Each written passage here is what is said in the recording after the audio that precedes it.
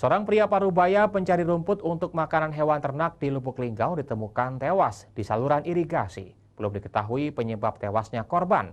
Sementara itu, jenazah korban dibawa petugas ke rumah sakit guna dilakukan pemeriksaan.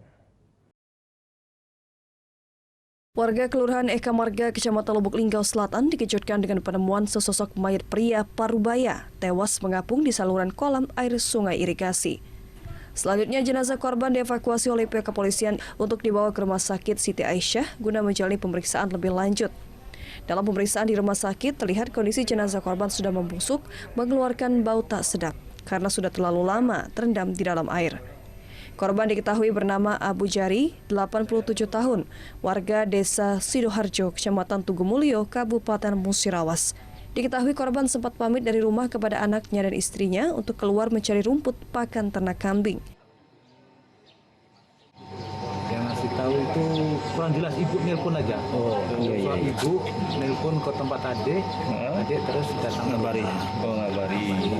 Saya membuktikan yang sebenarnya iya atau bukan. Jam berapa tuh? Jam berapa tadi? Setengah 10-an masih jelas lah saya.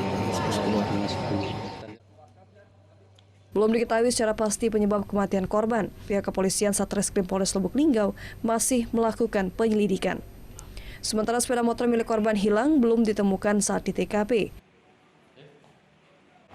Setelah dilakukan pemeriksaan luar oleh dokter dan hasilnya nanti polisi yang mengambil, ya kan? Dan untuk tindakan selanjutnya untuk mengetahui penyebab kematian itu akan diotopsi. Tapi tadi pihak keluarga sudah menyatakan tidak perlu untuk diotopsi dan pihak keluarga menerima pemeriksaan luar saja dan pihak kepolisian sudah menyerahkan ke keluarga. Dari Lubuk Linggau, Abrian Syah Karim, iNews melaporkan.